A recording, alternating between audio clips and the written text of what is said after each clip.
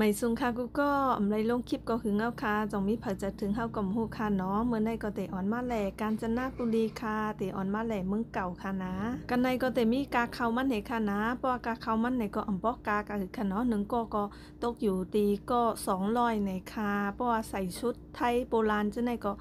อยู่ตี350ในค่ะเนาะกาเข้าทำ200ก็กาชุดทำ150ในค่ะเนาะเสื้อโค้ทในก็ถูกหนาในค่ะเนาะใส่กันใน150ก้อยในค่ะพอเฮามาซื้อตัวย่อนี่ก็กำไรเฮาเตมาเข้าห้องติเป็นชุดในคณะชุดในก็เตเป็นชุด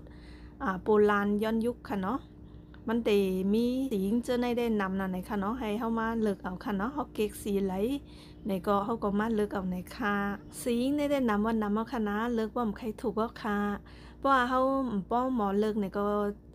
ใจเจ้าหน้าที่เขาเลือกปันก็เลยค่ะนะอันนี้ก็เจ้าหน้าที่เขาเตใส่ปันในค่ะเนาะเฮาหมอใส่จังได้ลมไม่ใจเย้าไหนคะเจ้าหน้าที่เขาก็เตมีเปิ้ลแหวก็ใส่ปันเฮาค่ะนะ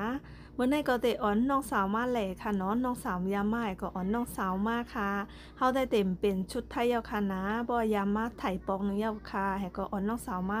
ใส่ก้วยค่ะอันนี้ดำไปเขาก็ตั้งในมาหันตั้งนาก็บ่ตื่นเต้นเย้าค่ะนะเจ้าหน้าที่เขาเจ้าในก็เตใส่ชุดไทยย้อนยุคหลายๆค่ะนะเพราะว่าเฮามาถึงดังนาก็เตมีเจ้าหน้าที่เขาป้อบันปุงเฮาเฮค่ะอันป้อปันปุงในก็เต็มเลยเซงกามันไหนค่ะนะเขาติป้อปันแบบว่าป้อมีเขามีน้ำใจป้อปันค่ะเนาะเฮาก็ป้อเฮามีน้ำใจในก็ปันเขาเล็กๆน้อยๆก็ไล่ค่ะนะเขาก็เตะอำย้อนเลยค่ะแต่ว่า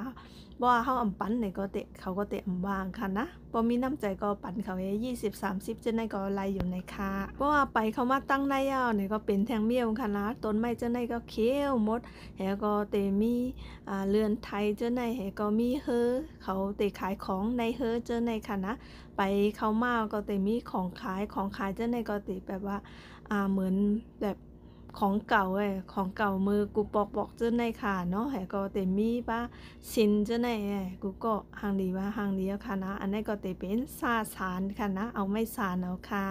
เพราะว่าเผอตีอะไรของฝากในก็ซื้อมือไรค่ะนะกันในก็กดตังมือเขาได้มาแหล่นำหนักค่ะนะมาเป็นก้าค่ะ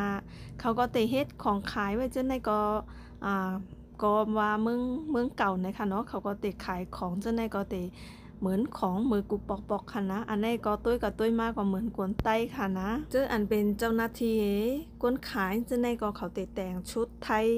ย้อนยุคหลายๆค่ะนะเพราะว่าเขาว่าตั้งในยาวในตีไทยลุ้มเจ้าในก็มีนำนาในค่ะเนาะเขาเตะเฮ็ดไว้ก็มันเตะเป็น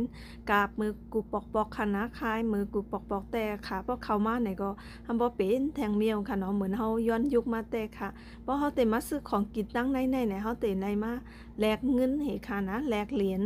อ่าสมัยเก่าของเขาน่ะเนาะ1สตางค์จังได๋1บาทจังได๋ค่ะนะเขามาให้ก็น้องสาวใครกินขนมหวานเขาให้ก็ซื้อมาให้2ลูกค่ะนะกันในเขาก็เตขายเป็นลูกค่ะนะ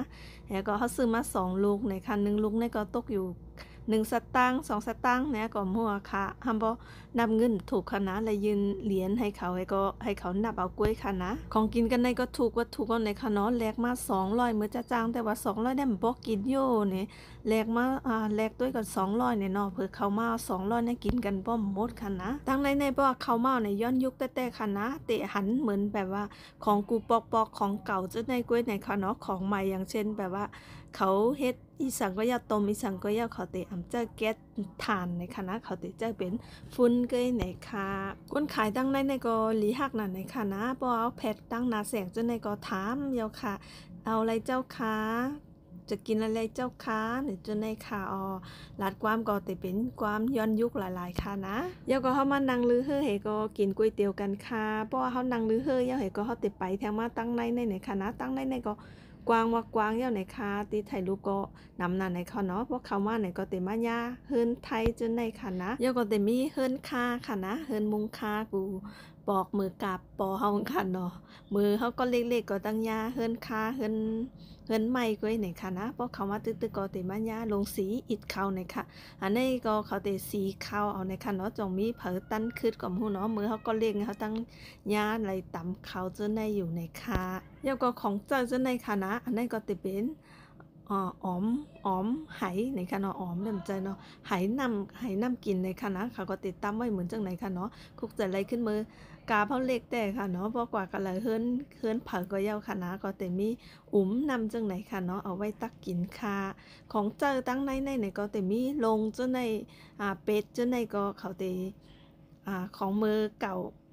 ก็เหมือนใจค่ะเนาะมือเขาเลงก็เขาตั้งไรใจค่ะนะเมืองไทยก็เขาคึดกราบนะก็ของใจเจ้าในก็เขาเตมเจอเตม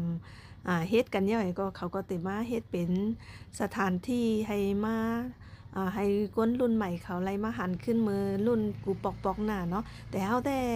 ยามเจอยามย่าอยู่ในค่ะเนาะมือเขาก็เลงก็ตำเขาเจ้าในก็ดันไหลย่าอยู่ในค่ะของใจเจ้าในก็ดันไหลใจอยู่ในค่ะเนาะแสดงว่าเขาก็อาศักใหญ่กล้าหำปะเถาป้าอย่างในค่ะตั้งในกวางน่ะในค่ะเนาะไปขาบ่โกนหมดยาวค่ะสังใต้ก็เขาสนใจใครมาแหล่เมืองเก่าเมืองโบราณเนี่ยก็มาแหล่เลยค่ะนะเมืองมันลิกาอยู่กาญจนบุรีค่ะ